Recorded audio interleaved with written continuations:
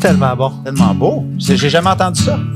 Je t'irai faire le tour de la balançoire. Ah, c'est si beau. Et qui chante ça? Saratoga. Je te l'enverrai. Saratoga. Oui. Wow. J'aime la mélodie. Ça a directement au cœur. Elle habite ses paroles aussi. On le sent tout de suite. C'est comme Peter Katz qu'on a reçu aujourd'hui. Il habite ses paroles. Il incarne ses paroles. Il y a de ces artistes-là que dès qu'ils chantent, tu le sens exactement. Ils sont connectés à leur audience, mais ils sont connectés à leur cœur. Donc, merci pour la découverte. C'est bienvenu. Ça me fait On va plaisir. dire comme qu'ils disent dans Bugs Bunny, « What's up, Doc? » Ah, vous savez, c'est pas facile. Mais on s'en occupe.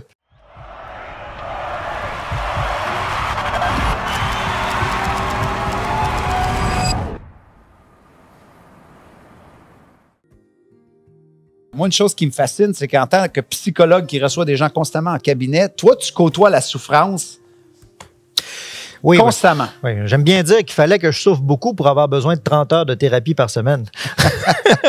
Mais c'est un petit peu un jeu de mots pour dire que quand on se connecte à la souffrance humaine, on n'est jamais en train de vouloir l'éviter ou la mettre de côté. C'est plutôt de savoir comment bien se connecter à l'intérieur qui permet de, comme un peu la faire évaporer ou la dissoudre, mais en connectant dedans.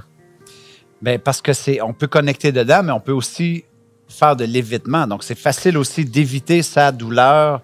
Et ça, je pense que tu le vois constamment chez des gens que tu rencontres. Donc, parle-nous un peu de ça, comme comment s'occuper de sa souffrance. Comment dire, OK, voici ce que je vis.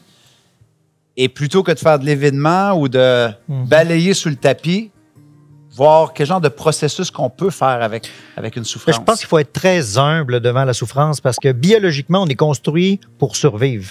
Moi, j'aime bien dire qu'on n'est pas fait pour être heureux. On a le potentiel pour être heureux.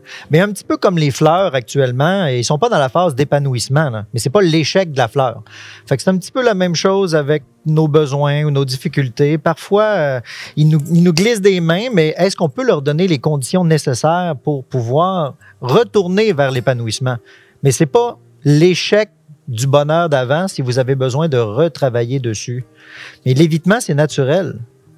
L'évitement, ça permet d'acheter la paix. Mais à un moment donné, on n'a plus assez de crédit pour l'acheter, puis là, on fait face à un déluge de catastrophes. Donc moi, j'aime bien l'idée de lorsqu'on est capable, lorsque c'est possible, puis parfois, il faut aller chercher de l'aide pour ça, de se connecter à l'intérieur. Puis c'est une des questions que les gens me demandent des fois. Ils disent, tu dois être tanné, toi, des fois, à recevoir la souffrance des gens, là, puis une souffrance après l'autre. Puis je dis, ben non, moi, je suis pas tanné parce que je me connecte bien à la personne quand elle est présente devant moi.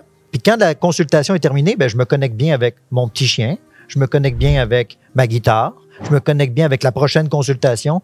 Fait que l'art de se connecter, c'est pas sans souffrance, parce que ça fait mal.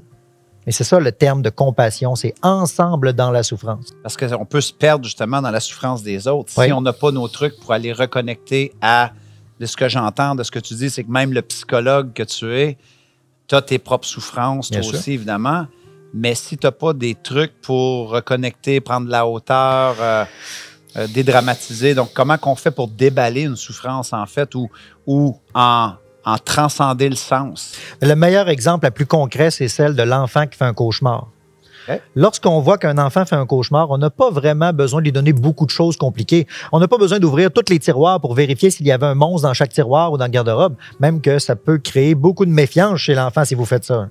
Tout ce qu'on a besoin de faire, c'est de tourner notre regard vers lui puis de valider ses émotions, de dire « Oh, c'est un gros cauchemar, ça, hein? » Il va dire « Oui! » Veux-tu que je reste un petit peu à côté de toi le temps que tu te rendormes? Oui. Puis là, étant donné qu'on a obtenu 2 oui, le climat de sécurité s'est réinstallé et l'enfant peut se réendormir. Donc, comment on pourrait faire, nous, comme adultes, pour resécuriser notre tempête intérieure? Moi, c'est ça qui m'intéresse à travers la formation du lien en thérapie. J'aime cette idée-là de la tempête intérieure. Donc, quelles sont certaines stratégies ou réflexions qu'on peut avoir pour sécuriser ou calmer la tempête intérieure, des fois, lorsqu'on en affronte une, que ce soit personnelle, professionnelle, relationnelle, comme elle peut être de multiples facettes, là. Donc, on part comment qu'on fait pour calmer une tempête intérieure? On commence avec quelque chose de très simple. C'est qu'on va tourner notre regard vers ce qui nous appelle à l'aide. C'est quand on a une tension à l'intérieur de nous, on le fait automatique. Si on se cogne le coude, on met notre main dessus puis on fait ça. Ouch, ouch, ouch. Mais c'est parce que ça l'active des structures neurologiques qui disent la blessure est prise en charge. Puis ça peut faire descendre la douleur jusqu'à 90 % juste parce que j'ai mis ma main sur la zone de blessure. Puis Mais c'est la même chose ici là, avec l'anxiété, l'angoisse. Là. Ici, on commençait par se connecter dessus puis d'être indulgent à son égard. Être dans l'autocompassion, puis dire, ouais, là, présentement, c'est très difficile. Puis ça se peut même que j'ai perdu le fil sur comment en prendre soin. Mais à partir de maintenant, je recommence à en prendre soin. Être indulgent, être humble, parce que c'est pas instantané. Là. Il y a des structures biologiques là-dedans. Il y a comme une tisane au stress qui se promène dans notre sang. On appelle ça le cortisol. Une tisane au stress, ouais. On ne change pas le goût d'une tisane instantanément. Hein? Ouais. Ça prend beaucoup de temps dans la tisane pour qu'elle infuse et qu'elle change le goût. Mais c'est la même chose avec le stress à l'intérieur de nous. Okay. Et que là, faut l'identifier. Donc, Nicole Bordelot disait la nommer. Donc, pas avoir peur de nommer les choses, reconnaître, accueillir. Ouais. Qu'est-ce qui, en psychologie, je suis curieux, qu'est-ce qui nous empêche de faire ça? Parce que c'est évident, ce que tu dis, là. C'est pas comme, pardon, j'ai jamais entendu ça. Ouais, c'est ça. C'est comme, faut accueillir, faut reconnaître, faut le nommer. Qu'est-ce qui nous empêche? On entend parfois parler de l'ego, les blessures. Est-ce que la psychologie, là-dedans aussi, a des trucs, dire, voici ce qui se passe qui t'empêche peut-être d'entrer dans cette vulnérabilité-là, de t'occuper de ta tempête intérieure. Ça dit quoi un peu les littératures là-dessus? Bien, sur le plan scientifique, on pourrait ramener ça au cortisol, au stress. C'est que lorsque vous allez être stressé, que vous allez avoir de l'hormone de stress à l'intérieur de vous, ça va s'accaparer vos ressources. Puis ça va vous faire tomber dans les réflexes de survie. Puis ça fait comme fondre nos ressources intérieures. Et quand on arrive à 0 ressources, bien là, ça allume 3 réflexes de survie. Combattre, fuir, figer. Il y a combien de gens qui sont stressés en amour ou dans leur couple ou dans leur famille qui vont attaquer les personnes qui pourtant sont les plus chères à leurs yeux? Bien, c'est relié au stress. Fait que scientifiquement, on pourrait ramener ça à l'idée que nous sommes faits pour survivre puis que constamment s'activent à l'intérieur de nous des mécanismes reliés à la survie. Mais c'est comme un peu le meilleur bazooka au monde. Il n'est pas fait pour gérer un hôpital. Mais pourtant, c'était le meilleur bazooka au monde. Pourquoi t'en veux-tu un autre? Non, c'était le meilleur bazooka, mais il n'était pas fait pour rendre les gens heureux. Un bazooka, c'est fait pour la guerre. C'est pas fait pour rendre les gens heureux. Puis pour dépasser ce mécanisme-là, il faut se donner les moyens de récupérer nos ressources intérieures. Puis un des premiers leviers, c'est de prendre une mesure intérieure. Qu'est-ce qui m'arrive? Et là, on vient de créer un espace pour qu'il y ait une réflexion. Parce que quand on est collé comme ça, on ne peut pas avoir de réflexion. On est dans les réflexes de survie. Tac, tac. Mais dès qu'il y a un espace intérieur, et on ne parle pas de dissociation ici, là, on parle d'un espace d'observation. Prendre de la hauteur, du recul, qu'on peut faire en allant voir un psychologue ou un ami, mais est-ce qu'on peut faire évidemment un auto-recul? On peut faire. Oui.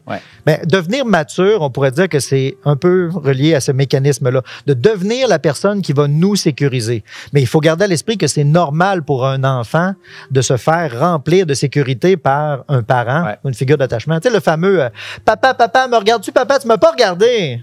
Bon, ben on voit à quel point l'enfant il est affamé d'attention. Puis si tu réponds à l'enfant, oui, vas-y, je te regarde, là, ça gonfle ses ressources de sécurité à l'intérieur de lui qui va lui permettre d'explorer le monde. Ben, en thérapie, je vois souvent des gens qui se présentent comme étant épuisés dans leurs ressources intérieures. Puis dès qu'on leur donne un peu d'attention, de reconnaissance et de validation, ça fait comme regonfler le sentiment de sécurité. Puis là, les gens sont en mesure de poursuivre un bout de chemin. Là. Et à défaut de faire ça, donc évidemment, on prend pas soin de nos tempêtes intérieures. On est toujours avec un peu les œillères que tu as mis, donc on n'a pas de recul. Donc ça devient difficile d'avoir un regard sur ce qu'on est en train de vivre.